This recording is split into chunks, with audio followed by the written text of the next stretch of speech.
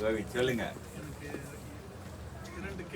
சொல்லுங்க, எல்லாம் கேக்குறீங்களா? கேள்வி கொஞ்சம் சத்தம் கிட்ட வச்சு பேசுங்க. என்னுடைய பேர் கோபிநாத். எனக்கு 2 கேள்வி இருக்கு. ஆமாங்க. எல்டிஎல் கெட்ட கொழுப்பு, ஒரு கேள்வியில கவனிங்க. எல்டிஎல் கெட்ட கொழுப்பு இதை மருந்து இல்லாம உணவு மூலமா உடற்பயிற்சி மூலமா ரிவர்ஸ் பண்ண முடியும்? முதல் ஒவ்வொரு கேள்வியா சொல்லிடுறேன். கவிதா என் சகோதரி வருஷமா தெரியும். அவங்க முதல்ல வரும்போதெல்லாம், ஆனால் இப்போ மிதி பார்த்ததுக்கு இப்போ வயசு குறைஞ்சிக்கிட்டே போகுது. அவங்ககிட்ட அந்த ரகசியத்தை நான் கேட்க போகிறேன். மேபி பாலாஜி ரெஸ்பான்சிபிளாக இருக்கலாம். நினைத்தியமா சொல்கிறேன், இந்த கொலஸ்ட்ரால் இந்தியமையாது சொன்னேன்.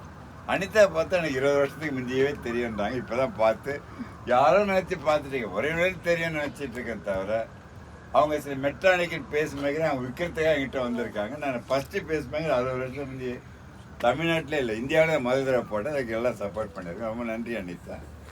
இப்போ கொலஸ்ட்ரால் பற்றி முக்கியமான சொல்லி கேள்வி கேட்டதுக்கு ரொம்ப அருமையான கேள்வி.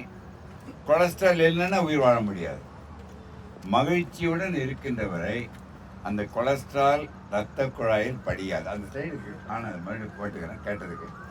எப்பொழுது மகிழ்ச்சியை இழக்கின்றாயோ அந்த இரத்த குழாய்க்கு கொலஸ்ட்ரால் படிந்துவிடும். அது எல்டிஎல் கொலஸ்ட்ரால் தான் படியும். எச்டிஎல் கொலஸ்ட்ரால் படிவதை தடுக்கும். அதான் குட் கொலஸ்ட்ரால் பேர் வந்தது.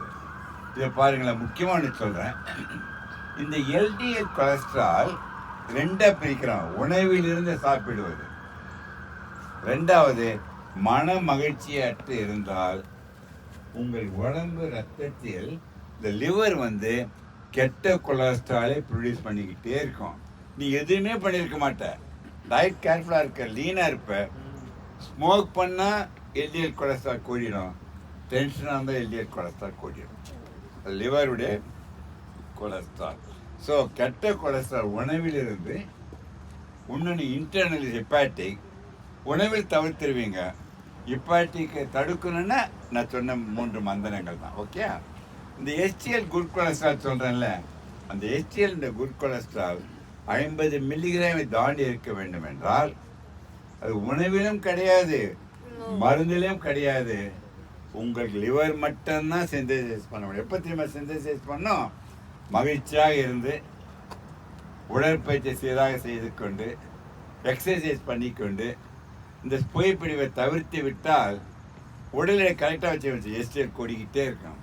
எஸ்டிஎல் 50-60 ஆயிடுச்சுன்னா எல்லா டிசீஸ் வருவதையும் எஸ்டிஎல் கொலஸ்ட்ரால் அது நீங்கள் தான் உற்பத்தி பண்ண முடியும்.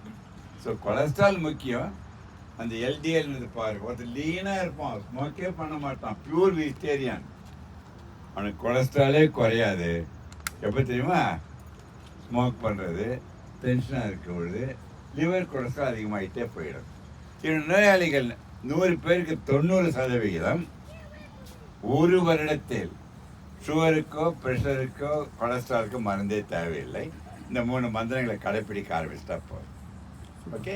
2வது கேள்வி.